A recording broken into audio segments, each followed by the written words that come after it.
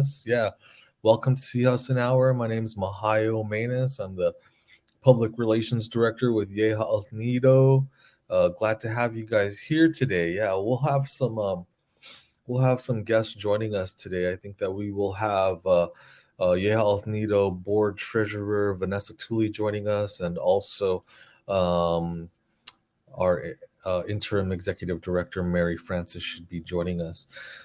So, what we want to do is we want to talk about Indigenous matriarchy, the concept of Indigenous matriarchy, and how it's influenced the organization of our organization here.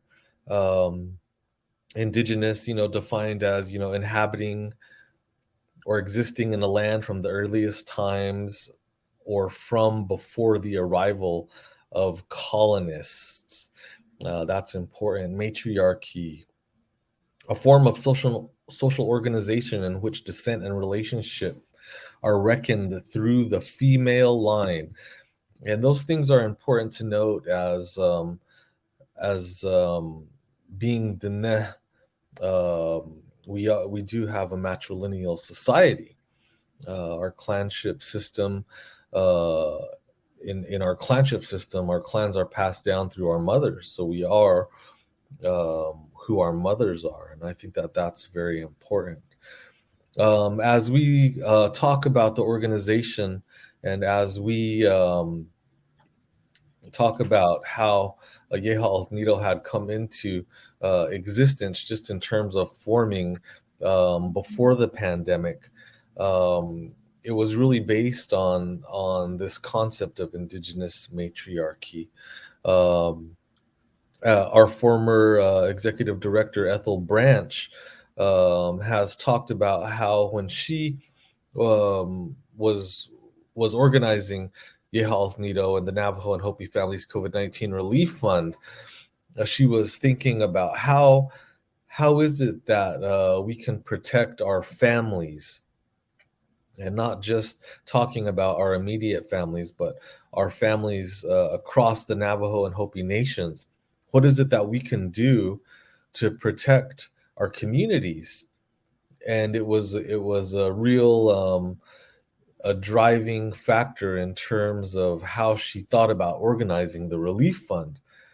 It wasn't something that was um, it wasn't something that was second guessed in terms of what should I do. It was more of a paradigm of what am I going to do, and I think that that's important too, because it shows that the care and the kinship that's extended to our communities is something that doesn't just there's no boundary in terms of how we look at our families, and that we're always trying to protect our families, and we're always wanting to. And that's, I think, one of the founding principles of our organization. I wanted to also just reference that, as we had started the Navajo and Hopi Families COVID-19 Relief Fund, we had integral partners from the Hopi Nation. We were working with the Hopi Foundation, with Samantha Honani.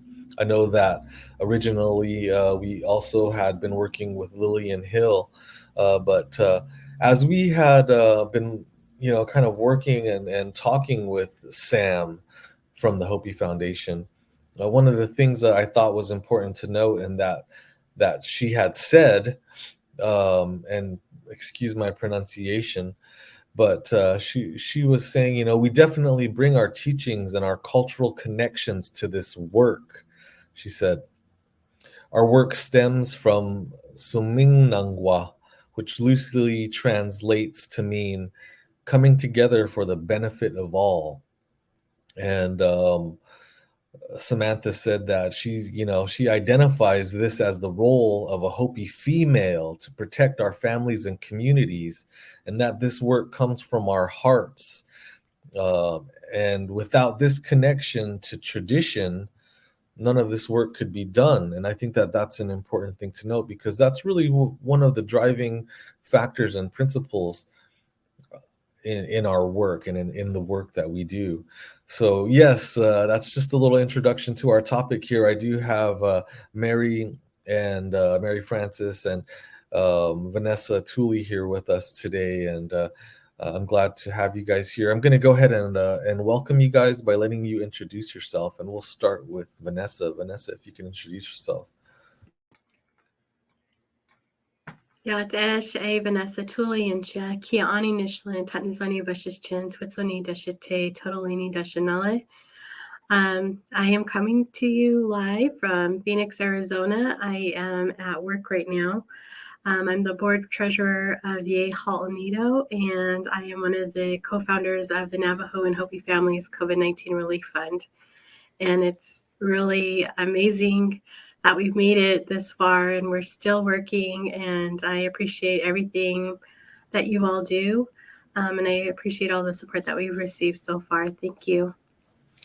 Thanks, Vanessa. Mary, if you could introduce yourself again, that would be great. No problem. Good afternoon.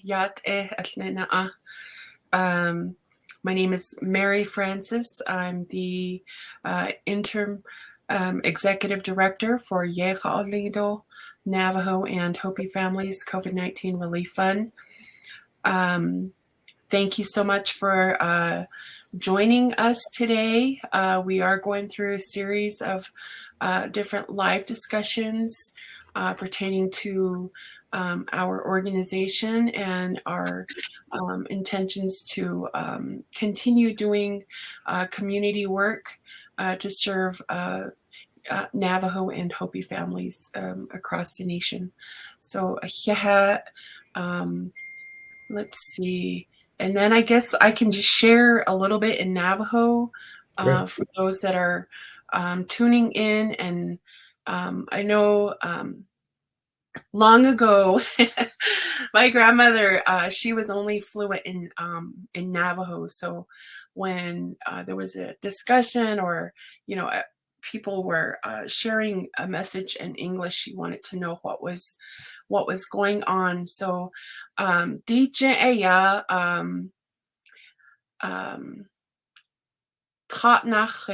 it's been 3 years.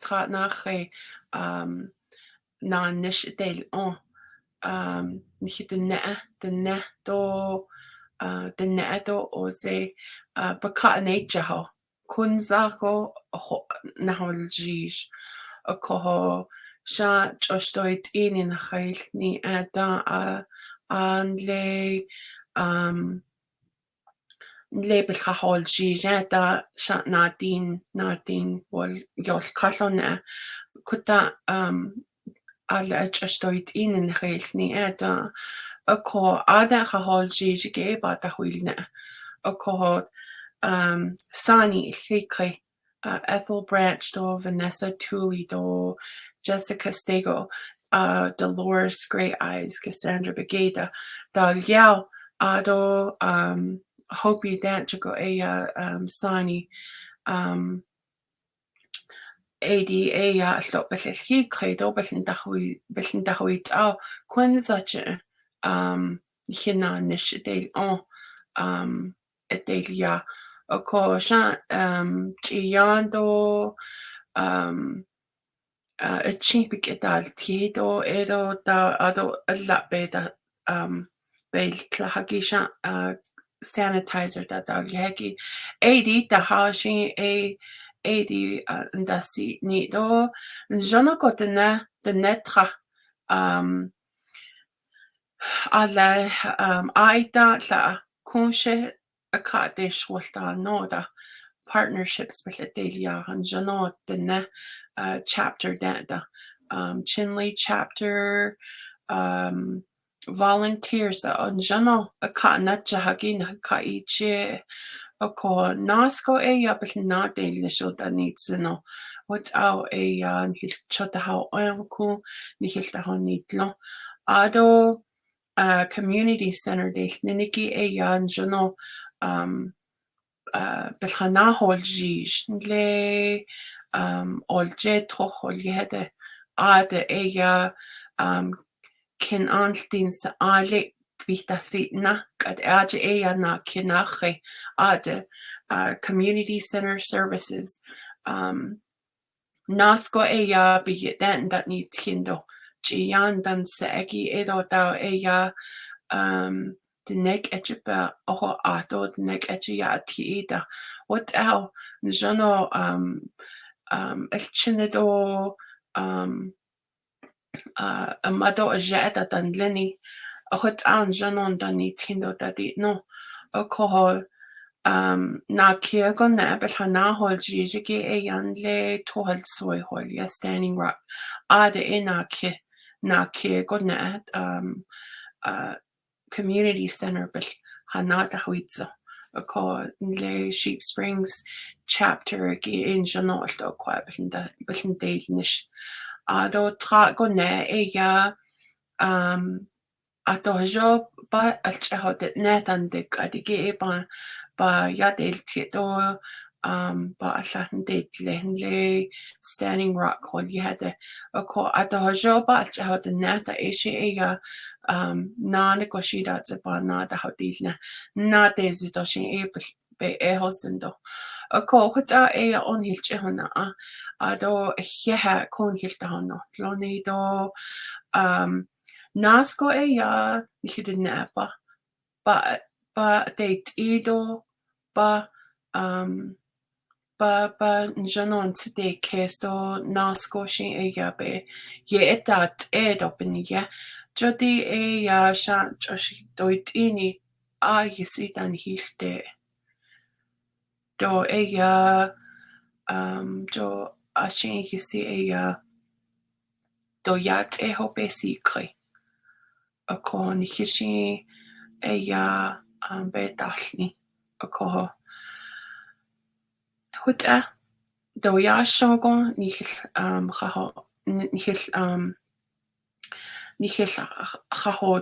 ni chat ako beni yehagishin ya nasko honna hodo neliki bits yego na halchine yego na halchine dat ni tinto njano ye dapat adle ata ye otahal ato the neck etchita adle bahanne egi what hegi ye datos ado bilganik etcha adle atin na annishita ado nal trajita heitit auda ye yabel eta hosindo alto danitseno ado shido alchine yajikita huyani edo ba hote so ana ashashi na khanda jitrato ade olje todo tolso dishi eya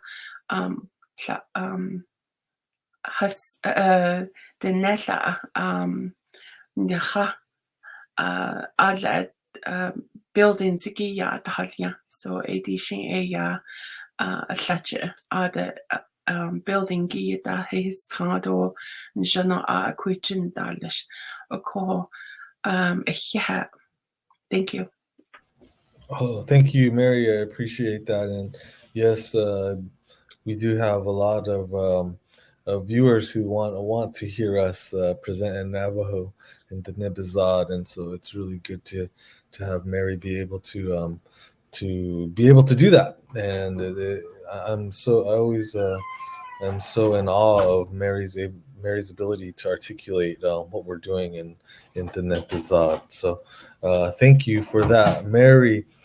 Yes, just want to also kind of circle back to what we're talking about in this particular Sihasin hour. So again, we're on our 3rd anniversary. We're having a Sihasin hour discussion as a part of our 3rd anniversary, and we want to talk about Indigenous matriarchy and what it means to us as individuals, and how we see that it had been a founding principle to the organization. And as I had come into this organization, I was one of very few men who were helping the mission of the organization. We had a lot of volunteers who were men on the ground, but we also had a lot of women who were out there doing the work. Yeah, as you look at the makeup of our organization, it's primarily made up of women. Mary is our interim executive director. Our deputy director is Cassandra Begay. Our administrative director is Marcy Fowler.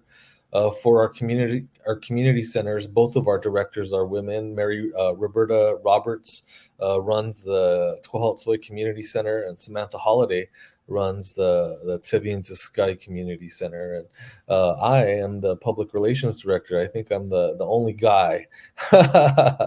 And as we look at our board, our board chair is Ethel Branch, our former executive director.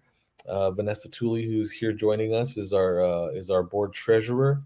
We have Dolores Gray Eyes, who is our secretary, and Jessica Stago, who is a member of our board as well too. So the whole organization and the staff is primarily made up of women. Of course, we do have of staff at the community center level who are male as well too, who are helping support the organization. Jose Herrera and Mateo Herrera over at the TBNCC, Tsebin Sky Community Center, they're helping. We have Brandon Roberts over at Twahaltsoy Community Center as well. Josh Tallis, who is our public relations assistant, he's helping us as well too. But coming into this organization, it was really kind of flipping the perspective of what you see in terms of what you might expect in terms of leadership, and it was really amazing to talk with Ethel and to hear what she had done and what she had hoped for the organization to be doing. And it was really supporting direct relief during the pandemic. It was really providing relief and outreach to our community members, and I thought that was amazing. But as we think about Indigenous matriarchy as it applies to our lives, and how we were raised, and maybe how we see it impacting our families and our communities, that's an important concept for us to be able to consider and to have as a paradigm that moves us forward. And so what I wanted to ask both of our guests here about how they feel Indigenous matriarchy has, what it means to them. What does it mean to you in your life, and maybe how you as a mother, and you as a leader of a family, see this concept playing into your life, or as a not so much playing, but as a important principle of how you go about your livelihood, and maybe just how you've seen it historically in how you've been raised. But anyways, I'll kind of direct that first to Vanessa, because she's our fresh guest. She hasn't been on any of these discussions yet today. But what does Indigenous matriarchy mean to you, Vanessa? Well, thank you for having me, Mihio. It's been a while since I've been on your show. What Indigenous matriarchy means to me is that it's an inherent responsibility to provide care and support, especially to our elders and our children. I, for myself, I have my Nali and my Masane, and both of them have been very influential in my upbringing. I did not get along very well with my Masane, but she was a very strong business leader. She started the Navajo Nation Fry Bread booth that we used to set up at the Navajo Nation fairs, and then also at the state fair. So growing up, I was able to see her manage the business and direct everyone and what their goals and what she wanted to achieve with her business. So with my Nolly lady, she led a very small herd of sheep, and she was out there daily, just doing the everyday tasks of being a sheep herder. And most of the time she did that alone. She raised her big family, and everyone went on their own separate ways. A majority of her family are educated. So I know that they had that upbringing where they knew that, education was important, but she maintained the homestead, and we still have her homestead kept up to this day, thankfully by my Uncle Earl. And, it's just, it's something that's built in, this responsibility that we have to our future generations and to our elders. That's what Indigenous matriarchy is to me. It's not something that you can learn overnight or learn through one conversation, but it is something that you experience and you develop, these skills. And, in starting the COVID-19 Relief Fund with Ethel Branch, and I know you mentioned the other co-founders, but we also should mention Janine Yazzie and Kimberly.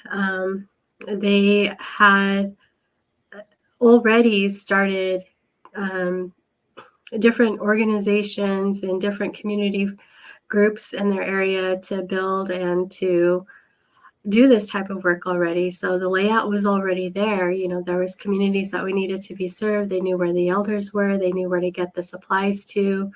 They knew the local people there, that they could use warehouses or even their farmlands to set up these distribution points. They were familiar with the government organizations there, the chapter houses, the leaders there.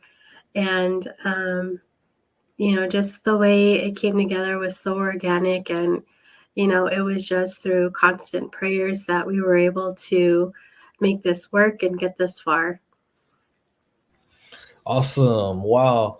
Yes, let's definitely shout out Janine and Kimberly. And I know that a lot of the framework of what we were doing was kind of brought together uh, by Ethel, who organized it. But I know that she had reached out and looked for people, for women, for Indigenous matriarchs to join what she was doing, to join her cause.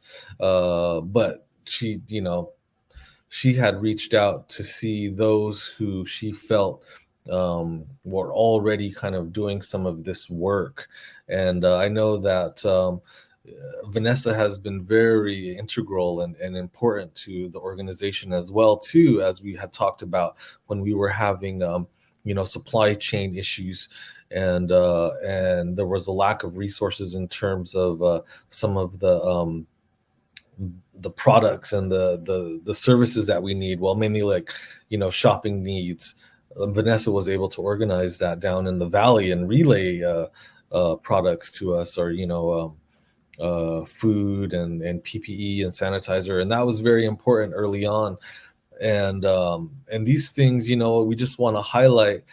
To me, I think it's amazing that they were undertaken all basically by women, and that's something that, when comparatively, that I think it's important, because when you think about the time in that context, comparatively, our tribal leaders, they weren't able to organize as quickly and effectively as our organization was. And we were able to get out into the far reaches of the Navajo Nation, just by being able to kind of think about who we could work with. And a lot of these were Indigenous matriarchs. So thanks for being here. Thanks for your input into this. But I'll go ahead and pose the same question to Mary. What does the concept of Indigenous matriarchy mean to you? And, how does it affect your life, and how you kind of move forward in life? Mm-hmm, mm-hmm. Well, growing up, I witnessed it, and through my Nelly lady, and also my Masene. but they had different religions. My Masana, she raised her family to be traditional. So I did see a different dynamic on both the sides. But nonetheless, both were very strong matriarchs. Their leadership style was different. And, my Nellie lady was very reserved and just very supportive. And then when, we needed to draw strength from her, she was always there. And of course, with both matriarchs in my family, everyone respected them, and they really respected their feedback and what how they felt like things would go. So working with the organization and just seeing how everything has come to today, and being able to work with all the different matriarchs, different women in the organization, and then through volunteership as well. I'm very honored to have been, to be exposed to all the different types of leadership across the Navajo Nation. And so in each of their own unique way, it's very valuable and impactful. With the Navajo history, I know that, we were, the Dene women were very instrumental in advising the Navajo, the Dene men during, pivotal times of, Navajo history, like during the Huelte and many other times, during war times. So we have always had a voice for our family. And so now, we want to continue that. Of course, we do still practice it. We're still practicing it today. I was very fortunate to marry into a family that is traditional. And, my husband respects me and what I have to say, or he takes into account for what I would like, and it makes me feel good. It makes me feel special, and it's really nice to have a partnership in that way too, just being able to be heard.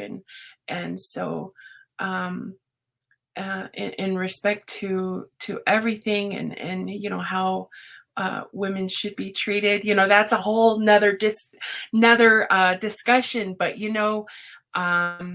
please continue protecting Navajo women, even going through the murdered, missing Indigenous peoples, women. So even that is an issue on our Navajo land. So, with everything is intertwined. But yeah, I guess that would, to me, that explains the whole matriarchal viewpoint for me. And, I just shared a little bit about my upbringing and what it means, what I've seen so far. But being matriarchal, you would be able to, any woman should be able to lead their families and be respected in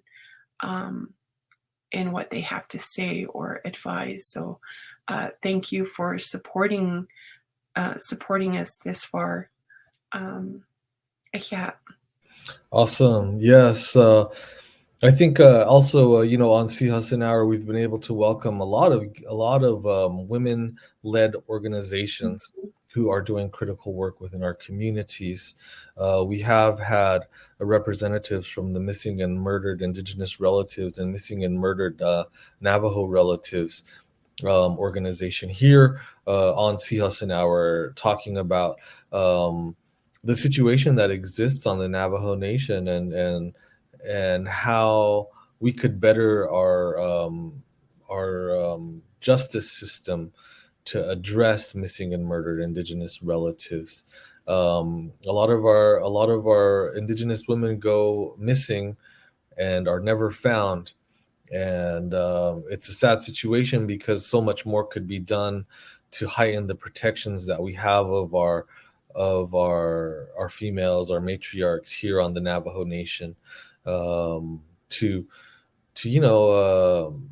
have quicker response times to calls. I think that there's when we had talked with some of our when we had talked with the Missing and Murdered Indigenous Relatives organization, they highlighted that there's a lot of signs that go unnoticed or neglected where people are reaching out, but it's just it's not taken as seriously as it should be. Where maybe a lady is in a situation where she has to be kind of with a person or a guy, and just maybe for financial reasons, or because she just feels like that's where she has to be, but there's consistent abuse and it just kind of escalates. But it's up to us as good relatives to be able to kind of distinguish these signs, to say that a person needs help, and as men, for us to be able to support our female counterparts, to say, we have to stand up for our to protect our women. We have to stand up to help and support them. And I think that that's important too, because within our culture there is a duality that exists, and it's not something that where we pit one against each other in terms of gender roles, but it's a support, where we can always kind of offer what it is that we have to support our partners. But I think it's also been interesting to have like the Denesanis for Justice on Sihasin Hour, and they were also supporting the missing and murdered Indigenous relatives. We had Jennifer Danette Dale, who had come on Sihasin Hour, and she talked about Juanita's role in helping negotiate the Treaty of 1868, and also the return of our people from Huelte, and how she had, how Chief Manilito had been advised by Juanita in his negotiations to get our people back from Huelte, from Fort Sumner. And a lot of those things, when we look in history is so male dominated that we don't consider those things. We look at the chiefs and we say the chiefs are the ones who kind of brought us home and who had negotiated. But the chiefs, if we look in our own society and how it's comprised, had always consulted with the women in the communities and in their families, and that's a really important role in terms of how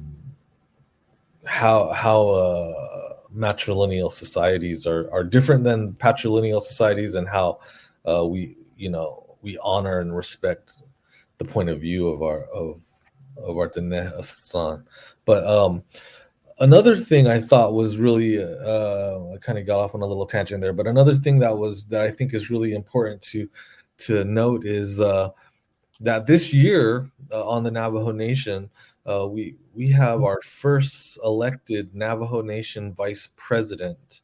We also have a Navajo Nation speaker. Well, the vice president is Rochelle Montoya. Let me go ahead and acknowledge her, and she'll be on Sihasin Hour tomorrow. We have a special Sihasin Hour tomorrow where we'll welcome Navajo Nation Vice President Rochelle Montoya.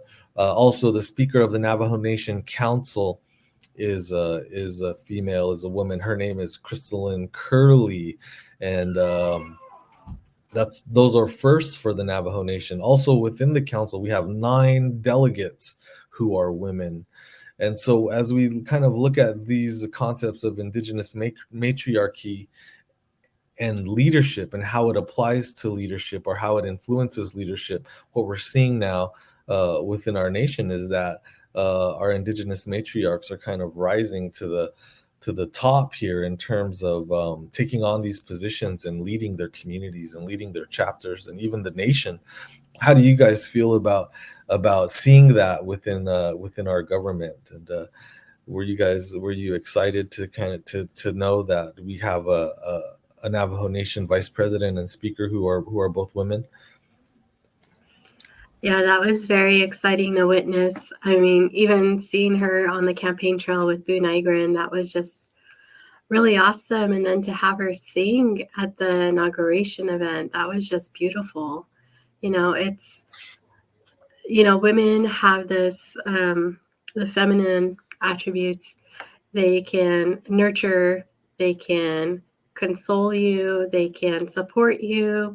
So I'm glad that we're seeing that in our government. Definitely. Mary, were you excited to see that we have some new women leaders within our Navajo Nation government?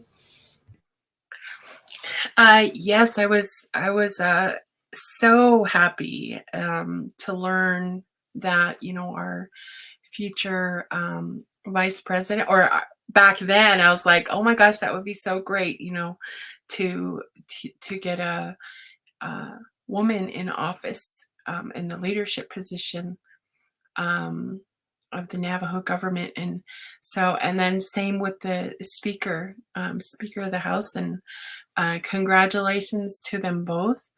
And remember, as a little girl, I think I remember Linda Lovejoy.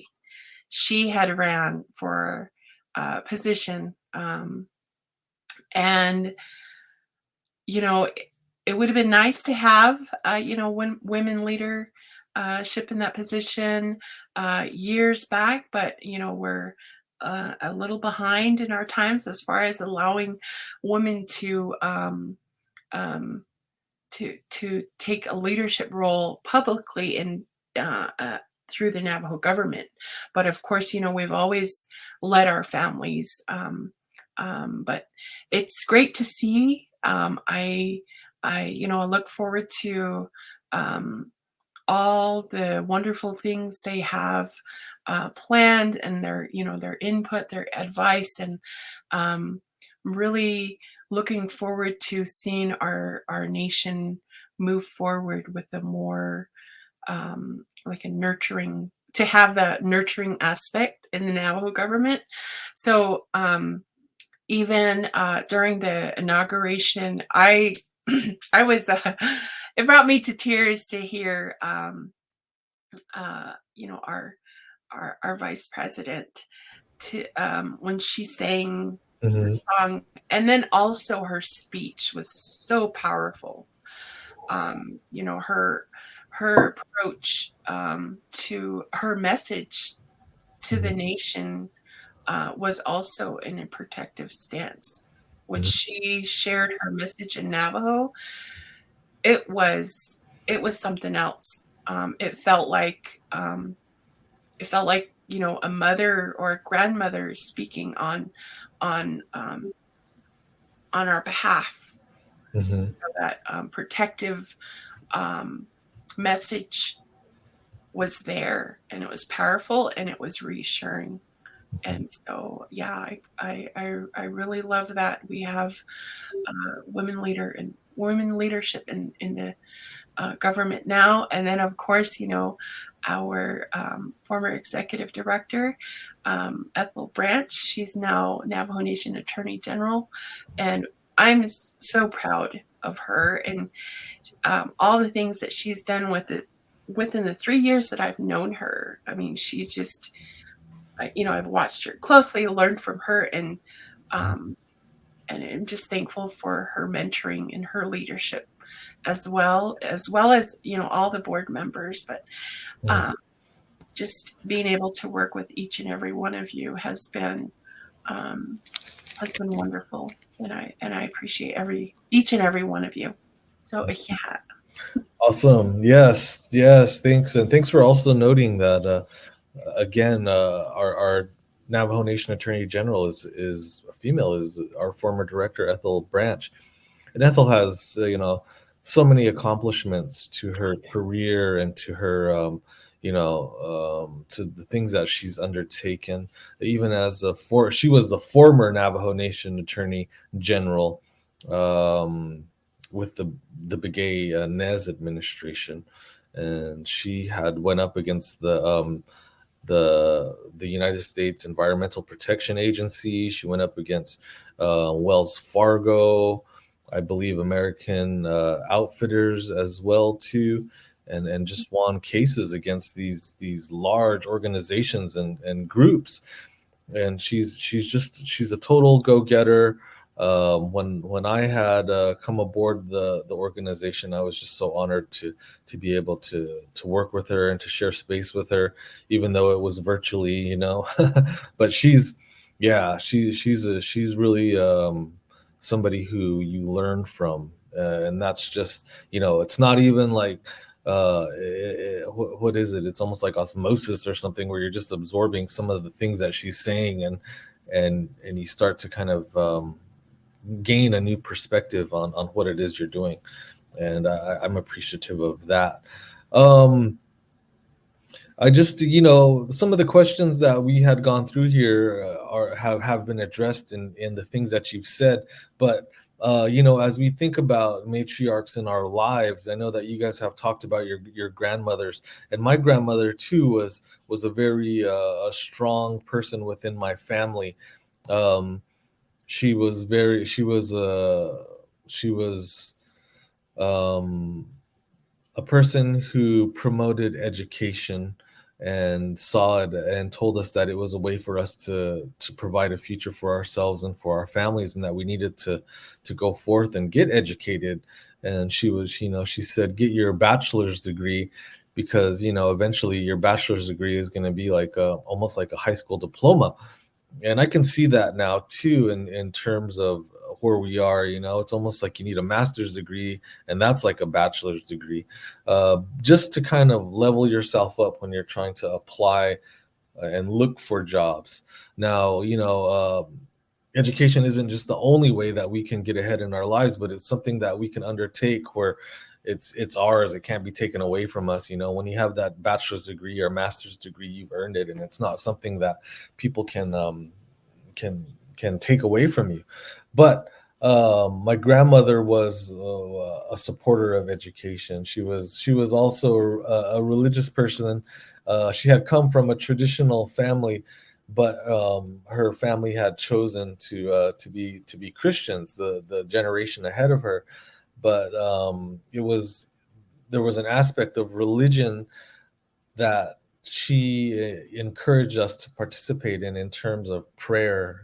She in the end she was or not in the end, but she told us it doesn't matter, as long as you pray. You have to pray, you have to have a connection to a higher power, and that's important in terms of how you're guided in your life. All these teachings and all of these things that she said weren't always her sitting us down and saying, it's going to be this way. Sometimes they were, but they were just kind of teachings that we had kind of picked up on as we were at the dinner table and eating with her and traveling with her and talking with her, and her being over at our house. And so I really miss those kinds of conversations, because when you're young, and I'm glad that I can remember some of those things, but when you're young, you don't really think, well, my grandma's not going to be here, for my whole life. But when she was here, it was very special to me. But anyways, who are some of the matriarchs in your families or in your lives that have made some impact on how you how you go about your livelihood? And either of you can answer that question. Well, I know we're getting up there in age, so I would acknowledge my mother, of course, and my cousins, sisters that I grew up with. They're all doing very well, managing their families and raising up their children in good ways. we have to do a lot of work to break down the barriers that we grew up with. And I think we're all doing a pretty good job of that. Ethel has been very influential. Like you mentioned earlier, she just gives you this feeling that you can accomplish anything.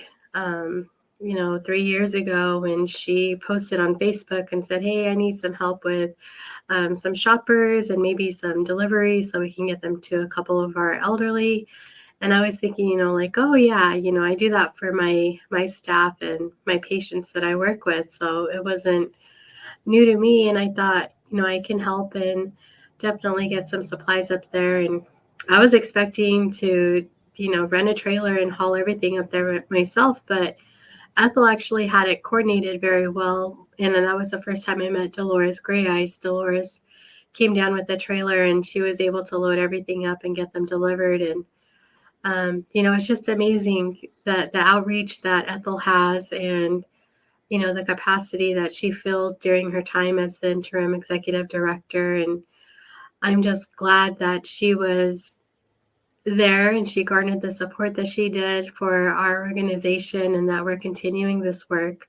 Our community center directors are doing an amazing job, with all the workshops that they're hosting. And I wish we could go live with them today. So hopefully they'll be able to join us later on. But, there is just so much good work being done right now. And there's so many people to highlight. It's really hard to pinpoint who's the most influential in my life right now, but I know for sure Ethel is up there. Awesome. Yeah. Thank you, Vanessa. Mary, did you have anybody you might want to talk about just in terms of influential matriarchs in your life? Mm-hmm. There's so many. There's so many relatives, friends, cousins that have been influential and very supportive of me and where I am today. And I've also taken a lot of experiences, good and bad, and that has helped me to grow as well. And but yeah, my mom always comes to mind. She's she has always been there, holding things down, taking care of my grandparents, until they passed. And she was able to do caretaker for my Nellie lady when she was at the very end of her life, while she was terminally ill from cancer. And so all of that has inspired me to continue taking care of family, taking care of Dene people, and Hopi Nation and so forth. Let's see who else comes to mind. I guess mentioning names, my former employer and Emily and Michelle, Jerry, they've always been very supportive. Of course, had they not been supportive, I don't think I would be working with this organization. They just kind of let me take care of business here and volunteer my time. And they even supported us with some staff to make some calls for our call out center back in 2020. And so they've always been supportive in with me and my endeavors. And I do have Bilagana mom. I used to work with her at the school. Her name is Sharon Woodard. She is awesome. Her thing is band. She's a band instructor. And so she's, she does an amazing job working with the youth, and I have to credit her as well from, the very beginning of my womanhood and so forth, and kind of painted a picture of what kind of path I should take, and of course Ethel has always been most recent. Ethel has been very uh, supportive in everything, and like Vanessa said, she makes you feel like you can do anything and anything is possible. And I just being able to use that and use that as a motivation. I think it's that it's something that we can utilize in life. And of course, all the local leaders. So very thankful that, I'm able to work with the Coppermine chapter in some capacity when my time allows. But I've come to know the women leaders of my Coppermine chapter, and then also the neighboring chapters like Lachi'i chapter. So, all the women from different communities within my area, I've learned to grow and take from them. So I appreciate each and every one of them always. So, yeah.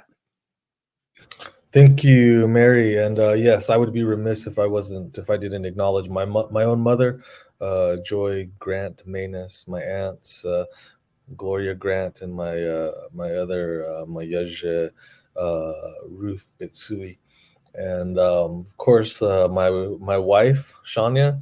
I have to mention her. She's been a great support for me just in everything I've done, given me 3 beautiful children, 2 of which are young women as well too. My daughter will graduate from ASU this year, May, doing very well. I have a younger daughter who's a 7th grader too, and she's doing really good too. She took second in the spelling bee and then went to the next round here in Sehotso, and she didn't make it in that next round, but she did really good, and we're very proud of her, and also my son Jace. But just wanted to mention those ladies in my life who have been very influential as well.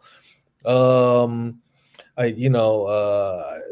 there's so many people to shout out just in terms of the organization, especially our community center directors who are doing a great job. Our board who helps us, who helps guide us.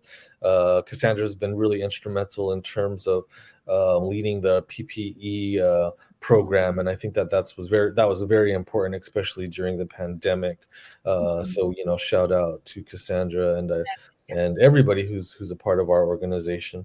So I want to thank you guys for being here. I want to thank you guys for offering your insight into how we see Indigenous matriarchy guiding our life and guiding what we do as the Navajo and Hopi Families COVID-19 Relief Fund. It's important, and it's important for us to also just be able to look into the future and know that these concepts are what kind of founded our organization. It's kind of where we come from. So I want to thank you guys, and we're going to have another discussion here at 1:15 where we'll talk with partners, or we'll talk about partners.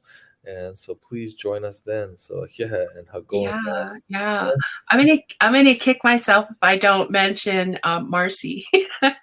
Marcy has been awesome. As along with Marcy, Rita, and Cassandra. Yeah, everybody has been awesome in their part with each program. Our new directors, they hit the ground running, really. All the work that they're doing is secondhand.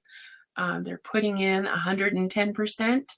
They're building curriculum programs, doing some outreach work, and just making sure that the community centers are giving the right type of service to the community. So shout out to each and every one of them, staff, and then also board members are just incredibly supportive and just,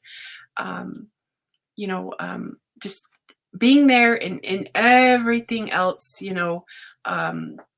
just having some insight and some advice and so forth. And then, of course, Teresa as well, Miss Senator Hatatli, is take from her, just her traditional teachings and her perspective, and it's always so eloquently served with through Navajo and English, and I aspire to be that way one day, and I'm learning, and I hope to be blessed with the strong verbal communication, such as Ethel, Cassandra, Teresa, and everyone. So Vanessa as well. So, but thank you so much, and thank you for joining us. But thank you, shout out to all our staff and board members. Yeah. All right, guys. Well, thank you, and we'll see you guys soon here. So go on that.